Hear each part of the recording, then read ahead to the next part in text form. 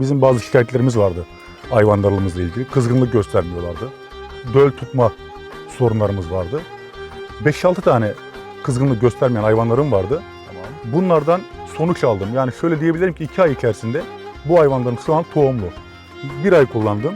Ondan sonra bir dahaki ay kullanmaya başladığımda yavaş yavaş o sorunlu hayvanlarımın hepsi kızgınlık göstermeye başladı. Çare akıntısı daha belli mi oldu mesela? Daha belli oldu ve hepsi de şu an tohumlu. Toz formunda olduğu için ısıl işlemden geçmiyor. İçerisinde organik mineraller var, canlı maya var, toksin bağlayıcılar var. Evet. İşletmedeki tüm açık gedikleri tabiri caizse kapatmış oluyoruz. Çok vitamin kullandım. Yani kimden ne duysam aldım. Ama şu dermandan aldığım katkıyı diğerlerinden alamadım. Hayvan başına diyelim 1,5-2 kiloya yakın sütümüz arttı. Hayvan başı bir paket aldınız. Bir paket aldım, evet. Paket. Yani Zaten çok bir şey, bir paket bir hayvana verdiğiniz zaman 2 litre sütle zaten bedeli kendiliğinden ödenmiş oluyor.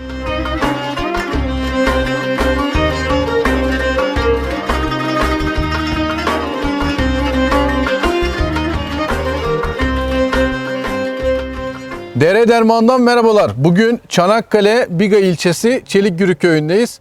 Tanyel Yılmaz abimizin işletmesine misafir olduk. Tanyel abimizle beraber DR Derman ürünlerinin ne zaman kullandığını, neler yaptığını ve hangi etkiler gördüğünü konuşacağız. Kısa bir şekilde sizlerle paylaşmak istiyoruz. Tanyel abi öncelikle merhabalar. merhabalar, hoş geldiniz. Hoş bulduk, sağ olun. Bizi davet ettiğiniz için, bize geldiğimiz için çok teşekkür ediyoruz. Çok memnun oldum. Sağ ol abi. Şimdi abi bizim DR Derman ürünlerimizi kullandınız. Öncelikli olarak DR Derman ürünlerini nereden duydunuz? Nasıl tanıştınız? Ona ilişkin bir kısa bilgi alabilir miyim? Bir de kendinizden de bahsederseniz onu da sevinirim. Tabii Manav Yem'den Melih Bey'le tanıştık. Kendisi bize dermanı önerdi. Bizim bazı şikayetlerimiz vardı hayvanlarımızla ilgili. Kızgınlık göstermiyorlardı. Döl tutma sorunlarımız vardı. Ben yaklaşık 2 ay kadar kullandım dermanı. Tamam Melih abi. Bey'in önerdiği dermanı. Ve bunlardan şöyle söyleyeyim, 5-6 tane kızgınlık göstermeyen hayvanlarım vardı. Tamam. Bunlardan sonuç aldım. Yani şöyle diyebilirim ki 2 ay içerisinde bu hayvanlarım şu an tohumlu.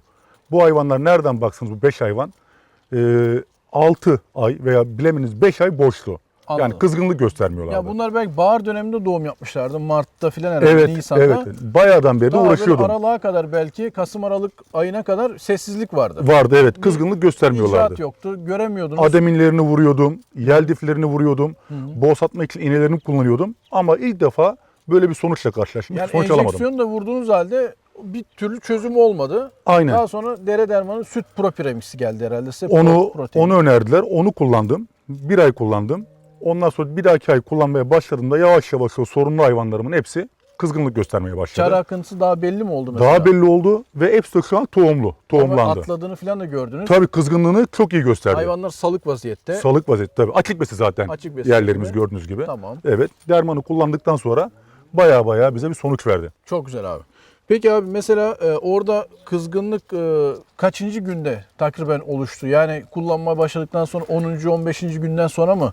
Orada bir süre olarak Yani süre olarak şöyle söyleyeyim. Ben 1 ay kullandıktan sonra zaten hayvanlarda o değişikliği aldım ben. Anladım. Ondan sonra ikinci sefer kullanmaya başladığım zaman hayvanlarımın hepsi kızgınlığını gösterdi. Teker teker kızgınlık Evet göstermiş ve oldu. tohumlandı. Tohumlanmış oldu abi. Hı hı. Peki abi mesela bir önceki bir yem firmasıyla çalışılmış uzun vadede. Evet. Ondan sonra hani birkaç böyle hatta süt düşüşleri falan olmuş ama yani normalde iyi memnunmuşsunuz. Son 1 yıldan beri özellikle bir 5 yıldan beri o yemi kullanıyordum. Tamam. 1 seneden beri bir randımansızlık olmaya başladı Evet. damımızda. Yani hayvanların boğazlamaması gibi, sütte düşmeler gibi sorunlar olmaya başladı. Ama daha sonra manav yeme geçtikten sonra Melih Bey'in önerisiyle Doktor Derman ürününe Doktor şeklinde. Derman ürünüyle bizi tanıştırdı kendisi. Şu anda da çok memnunuz. Çok memnunsunuz. Evet. Abi zaten şu var, son 1 yıldan beri ham madde fiyatları yükseldi. Belki süt fiyatları geriden gelmeye başladı. Bu nedenle ticari yem üreten firmalarda yatırım yapma noktasında belki düşüklük olmuş olabilir. Yani biz de gözlem yapıyoruz zaten sahada gezdiğimiz için. Evet. Dolayısıyla aslında şu var, bunun toz formunda olduğu için ısıl işlemden geçmiyor. İçerisinde organik mineraller var, canlı maya var, toksin bağlayıcılar var. Evet. İşletmedeki tüm açık gedikleri tabiri caizse kapatmış oluyoruz. Gerek sulu kaba yemden gelen riski bertaraf etmek için geniş spektrumlu mesela toksin bağlayıcı kullanmış oluyoruz. Gerek hem inorganik hem organik mineraller var. Hem Evet. canlı maya var. Sindirimini düzene geçirmiş oluyor.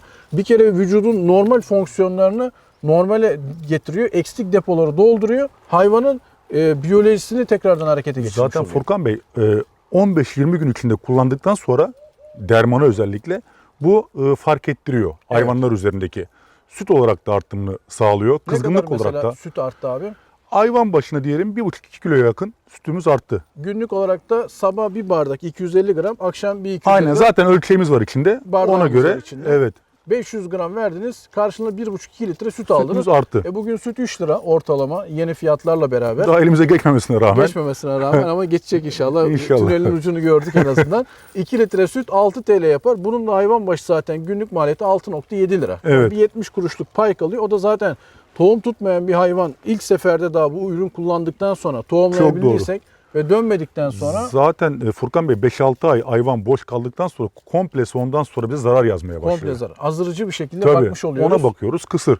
Kesinlikle. Ama bunu ben atıyorum 4-5 önce tanışmış olsaydım dermanla Bu ne kadar- olacaktı? Belki benim hayvanlarım şu an gebe dahi 5-6 aylık gebe Gebe olmuş olacaklardı. olacaktı. Evet. Bu kadar sürede geçmemiş Geçmeyecek olacaktı. olacak, Dolayısıyla bu ürünler lüks değil, ihtiyaç. ihtiyaç, kesinlikle Kesinlikle ihtiyaç. ihtiyaç. Kesinlikle ihtiyaç. Çünkü palet yemlerinin içerisinde yıkımlandığı için organik mineral ve canlı mayalar, bundan dolayı bu ürünleri biz hariçten Furkan Bey, ben satıyoruz bundan yani. önce çok vitamin kullandım.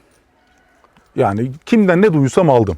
Ama şu dermandan aldığım katkıyı diğerlerinden alamadım. alamadınız. Evet. Aslında birçok marka denediniz Kesinlikle zaten. bunu arkadaşlar reklam amaçlı olarak düşünmesin ha.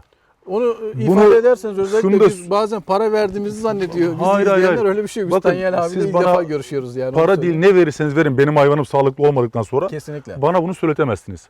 Ama şimdi şöyle bir şey var. Ben bu dermanı yedirdikten sonra inanın çok farkına vardım. Haklısınız abi. Ve bundan sonraki böyle yeni doğum yapmış hayvanlar ilk 100 gün içerisinde hem rahimini toparlaması için hem Evet, o evet. gebelikten gelen bir zahmetli dönemini açıklarını gidermek için ve tekrardan kızgınlık gösterip döl tutması için herhalde kullanmayı planlıyorsunuz.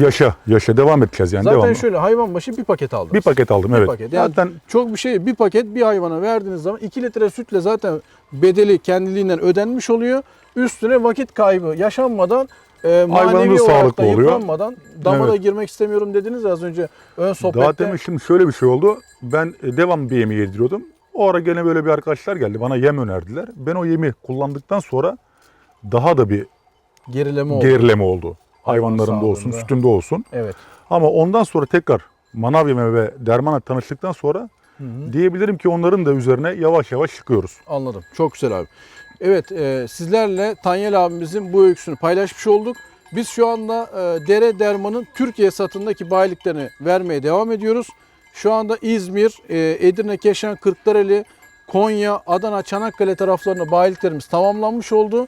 Bizden veteriner hekimlerimiz ve diğer bu ürünü satmak isteyen kişiler bayilik taleplerinde bulunabilirler.